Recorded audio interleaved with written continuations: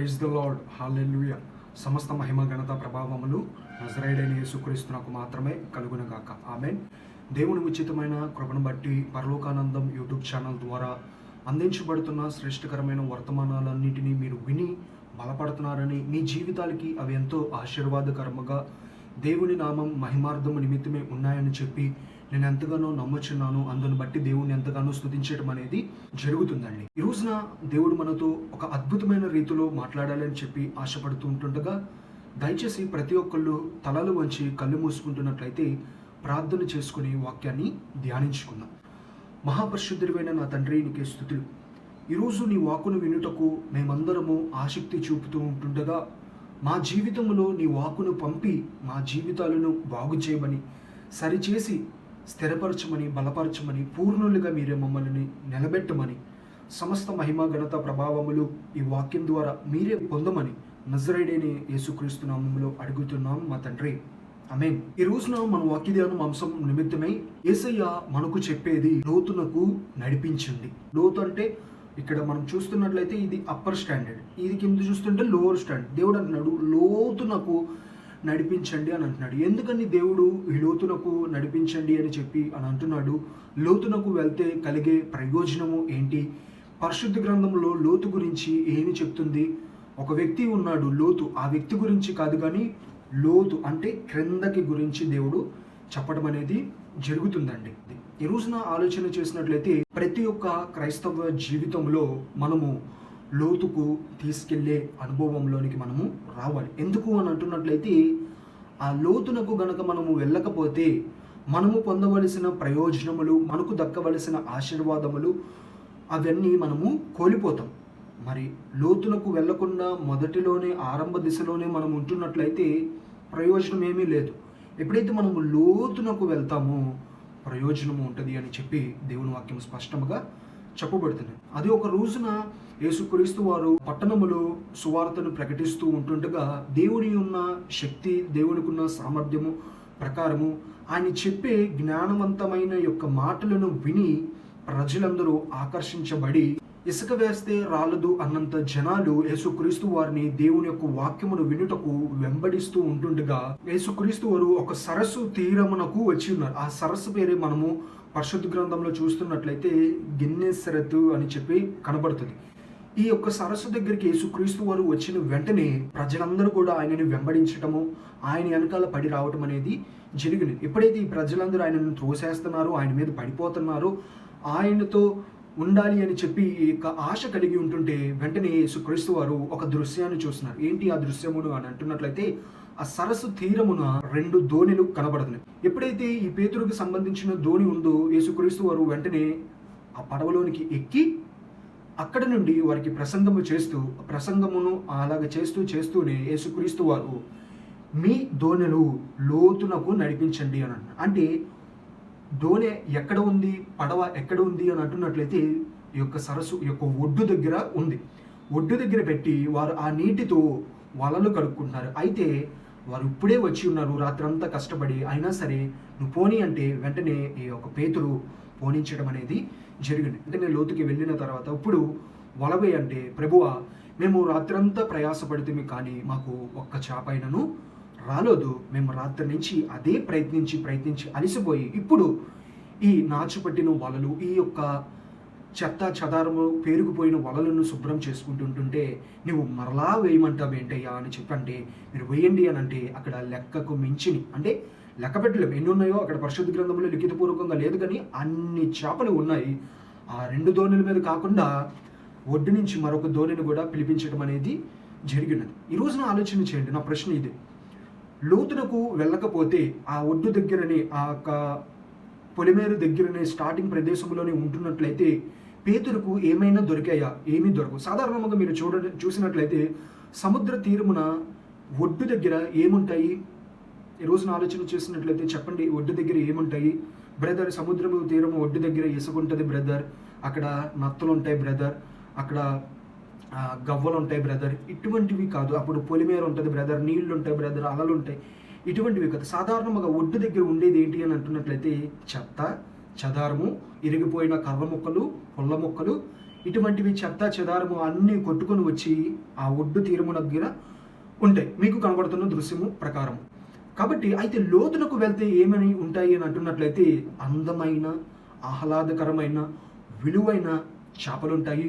అలాగే విలువైన, రమ్యమైన ముత్యములు ఉంటాయి, విలువైన ఔషధాలు ఉంటాయి. అనేకమైనవి లోతునకు వెళ్తే దొరకడం అనేది జరుగుతుంది. మరి ఆరంభ దిశలో ఉంటే ప్రయోజనము లేదు, అది లోతునకు వెళ్తే అద్భుతాన్ని చూస్తారు.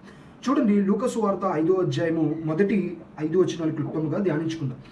జన సమూహము దేవుని వాక్యమును వినుచు ఆయన మీద పడుచుండగా ఆయన గెన్నేసరెతు సరస్సు తీరమున నిలిచి ఆ సరస్సు తీరమున 2 దోణెలను చూచి జాలరులు వాటిలో నుండి దిగి తమ వలలు కడుగుచుండిరి. ఆయన ఆ దోణిలో సీమోదయుని యొక్క దోణిను ఎక్కి ఆ దరి నుండి కొంచెము త్రోయమని అతనిని అడగగా కూర్చుండి దోణిలో నుండి జన సమూహములకు బోధించుచుండెను. ఆయన బోధించుట చాలించిన తర్వాత, నీవు దోణిను లోతునకు నడిపించు, చేపలు పట్టుటకు మీ వలలు వేయుడని సీమోనుతో చెప్పగా, సీమోను, ఏలినవాడా, రాత్రంతయు మేము ప్రయాసపడితిమి, కానీ మాకు ఏమీ దొరకలేదు. ఆయనను నీ మాట చెప్పున వలలు వేతుము అని ఆయనతో చెప్పిరి. వారు అలాగు చేసి విస్తారమైన చేపలు పట్టిరి. అందుచేత వారి వలలు పిగిలిపోవచ్చుండగా వారు వేరొక దోణలో నుండి తమ పొలివారు వచ్చి తమకు సహాయం చేయవాలని వారికి సంచులు చేసిరి. దేవుడు చెప్పాడు, వారు చేసి ఉన్నారు. ఈ రోజున అదే దేవుడు మనకు కూడా చెప్తున్నాడు. ఏమని అంటున్నట్లయితే, లోతునకు వెల్లుడి, లోతునకు నడిపించండి. పరిశుద్ధ గ్రంథంలో మనం చూస్తున్నట్లయితే యేసుక్రీస్తు వారు ఎవరి జీవితంలో అద్భుతం చేసినట్లయితే ఆ అద్భుతం వారి జీవితంలోనే చేస్తాడు. వీరికి చేసిన అద్భుతాన్ని సేమ్ వేరొకరికి రిపీట్ దేవుడు ఎన్నడూ చేయడు. ఆలోచన చేసినట్లయితే పేతురు జీవితంలో ఒకసారి అద్భుతం చేశాడు, నెక్స్ట్ అదే అద్భుతం చేయలేదు, తర్వాత ఇంకోటి చేశాడు, ఇంకొకటి చేశాడు. అలాగా ఎవరు వారి జీవితంలో వ్యత్యాసముగా దేవుడు అద్భుతాలు చేస్తాడు.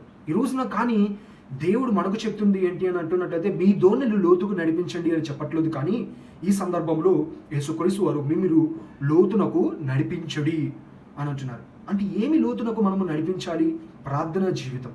ఇప్పుడు ఆరంభ దిశలో క్రీస్తును నమ్ముకున్నప్పుడు ప్రార్థన చేస్తున్నాను బ్రదర్, ఇప్పుడు ప్రార్థన చేస్తున్నాను బ్రదర్ అంటే ఉపయోగం లేదు. ఆ ప్రార్థనలో శక్తి లేదు, ఆ ప్రార్థనలో సామర్థ్యం లేదు నేను అని చెప్పి అనట్లేదు. ప్రార్థనలో శక్తి సామర్థ్యం ఉంది, నువ్వు ఎలా చేసినా దేవుడు వింటాడు. అయితే నీవు చిన్న పిల్లవాడు ఉన్నప్పుడు ఏదైతే స్వభావం కలిగి ఉంటావు, పెద్దవాడు అయిన తర్వాత ఎలాగైతే స్వభావం కలిగి ఉంటావు, అలాగే నీవు ఆరంభ దిశలో ఒక ప్రార్థన ఉండాలి. నీవు వచ్చేసేటప్పటికి నీకు నియాలజీ ప్రేయర్ ఉండాలి. ఈ నియాలజీ ప్రేయర్ ఏంటి అని అంటున్నట్లయితే మోకాలు శాస్త్రం. ఈ యొక్క మోకాళ్ళుతో కూడిన ప్రార్థన చేయాలి, ఉపవాసముతో కూడిన ప్రార్థన చేయాలి, కనిపెట్టు ప్రార్థన చేయాలి, అనేకమైన రకమైన ప్రార్థనలు చేయాలి. అందుకని దేవుడు చెప్తున్నాడు, మీ ప్రార్థనలను మొదటిగా రాసుకున్నట్లయితే మీ ప్రార్థనలు లోతునకు నడిపించండి. రెండవది పరిశుద్ధమైన జీవితం. దేవుని నమ్ముకున్నప్పుడు కొత్తలో తెలిసి తప్పులు చేసావు, తెలియకుండా తప్పులు చేసావు, తెలిసి పాపములు చేసావు, తెలియకుండా పాపములు చేసావు, తెలిసి పొరపాటులు చేసావు, తెలియకుండా పొరపాటులు చేసావు. కానీ దేవునిలోనికి వచ్చేసిన తర్వాత ఆ పరిశుద్ధ జీవితంలో నీవు ఎక్కడికి వెళ్ళాలంటే లోతునకు వెళ్ళాలి. ఎందుకు అని అంటున్నట్లయితే, be holy because I am holy. కాబట్టి మనం ఎప్పుడైతే లోతునకు పరిశుద్ధతలోనికి వెళ్తామో దేవునికి దగ్గరగా అవుతాము. తద్వారా సముద్రం లోతునకు వెళ్తే ఏం దొరుకుతాయి? ముత్యములు, విలువ కలిగినవి, రమ్యమైనవి, ఎంతో ఆకర్షపూరితముగా ఉన్నవి దొరుకుతాయి. అట్టి రీతిగా దేవుని దగ్గరికి మనం లోతునకు వెళ్తే పరిశుద్ధాత్మ ద్వారా అద్భుతాలు మన జీవితంలో చూస్తాం. ఈ రోజున దేవుడు మనకు చెప్పేది ఇదే. మొదటిది ప్రార్థనలో లోతుకు వెళ్ళాలి, రెండవది పరిశుద్ధమైన జీవితంలో లోతుకు వెళ్ళాలి, మూడవదిగా కుటుంబ జీవితంలో మనము లోతునకు వెళ్ళాలి, అనగా ప్రేమ జీవితం. క్రీస్తును నమ్ముకోక మునుపు నీ స్వభావం ఎటువంటిగా ఉందో ఎవరికీ తెలియకపోవచ్చు. కానీ క్రీస్తును నమ్మిన తర్వాత నీ స్వభావము ప్రతి ఒక్కరూ గమనిస్తారు. అయితే ఆ స్వభావంలో నీవు చూపించాల్సింది నీ స్వభావము, మీ తండ్రి గారి స్వభావము, మీ తల్లి గారి స్వభావము కాదు, కానీ దేవుని యొక్క స్వభావం అనగా దేవుని యొక్క ప్రేమను చూపించే వారిగా మనము ఉండాలి అనే విషయాన్ని గ్రహించండి. కాబట్టి ఈ రోజున మన జీవితంలో మనము చేయవలసింది లోతునకు నడిపించాలి. ఏదైనా సరే దేవుని కృపచేతన, ఎక్కడైనా సరే ఏ విషయం, అది వ్యాపార జీవితమా, ఉద్యోగ జీవితమా, విద్యా జీవితమా, నీకు అనుగ్రహించిన ఒక ప్రైవేట్ లైఫా, లేకపోతే ఫ్యామిలీ లైఫా, లేకపోతే ఎవరైనా సరే ఏదైనా సరే లోతునకు నడిపించు. దానికి అర్థము పాపములో లోతుగా వెళ్తాను బ్రదర్, దేవునికి దూరముగా లోతునకు వెళ్తాను బ్రదర్, ఇటువంటి విషయాల నిమిత్తమే కాదు, దేవుని కృపచేతన మీకు అర్థమవుతుంది దేవునికి ఏదైతే ఇష్టానుసారముగా ఉన్నాయో అవి ఆజ్ఞల, తలాంతుల, వాగ్దానాల, అవన్నీ లోతునకు. ఒకవేళ నీవు పరిచర్య చేస్తున్న వ్యక్తివా, లోతునకు నీవు ప్రయాణం చేసే వ్యక్తిగా ఉండాలి అని చెప్పి దేవుని వాక్యం స్పష్టంగా చెప్పబడుతుంది. 4వదిగా పరిశుద్ధ గ్రంథం. పరిశుద్ధ గ్రంథం ఆరంభ దిశలో 1వ వచనం, 2వ వచనం, 3వ వచనం, లేకపోతే 1 chapter 2 chapter, that's all, nothing. ఇంకేముంది బ్రదర్ అంటే ఎక్కడుంది తెలియదు. కానీ నీవు ఇప్పుడు క్రీస్తుని నమ్ముకొని ఒక 5 సంవత్సరాలు, ఒక 10 సంవత్సరాలు, ఒక 15 సంవత్సరాలు వస్తున్నప్పుడు నువ్వు దీనిని మొత్తం నీకు తెలిసి ఉండాలి. దీని గురించి మొత్తం ప్రతిదీ నేర్చుకుని ఉండాలి. అంటే బ్రదర్ 5 సంవత్సరాలు అయితే మొత్తం నేర్చేసుకోవచ్చా? మరి ఏంటి కొంతమంది 70 సంవత్సరాలకు కూడా నేర్చుకుంటున్నారంటే, మనం మరణించేంత వరకు నేర్చుకున్నా సరే దీంట్లో సత్యాలు, మర్మాలు ఇంకా అనేకమైనవి మనము తెలుసుకోవాల్సినవి ఉంది. కానీ మనకు దేవుడు అనుగ్రహించిన ఆయుష్ అంతవరకు పరిశుద్ధమైన జీవితంలోనికి మనం వచ్చిన తర్వాత, యేసుక్రీస్తు నిజమైన దేవుడని మన నోటితో ఒప్పుకొని బాప్తీసం తీసుకున్న తర్వాత, తీసుకోక ముందైనా సరే దీనిని మనము చదవాలి. ఎంతగా వెళ్ళాలంటే లోతుగా మనము వెళ్ళాలి.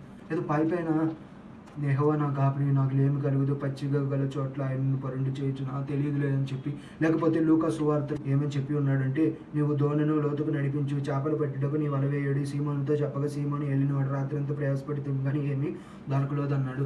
అంటే అప్పుడు 153 పెద్ద చేపలు దొరికాయి కదా, అదే సందర్భం ఇక్కడ కూడా కనబడుతుంది. మరి 153 పెద్ద చేపలు అని చెప్పి బైబిల్లో లేదు కదా, అయితే ఈ వాక్యం తప్పు, బైబిల్ తప్పు అని చెప్పి ఇటువంటి స్వభావము, ఇటువంటి వైఖరి కలిగి మనము జీవించకూడదండి. ఇక్కడ కనబడుతున్నది, యేసుక్రీస్తు వారు పేతురుతో వల వేయమన్నారు, రాత్రంతా ప్రయాసపడతాం, ఉపయోగం లేదు. సందర్భం కరెక్టే. ఈ సందర్భం క్రీస్తు జన్మించిన తర్వాత జరిగినది. అంటే ఆయన పుట్టాడు, పెరిగాడు, శిష్యులతో సహవాసం చేశాడు, అప్పుడు జరిగిన సందర్భం.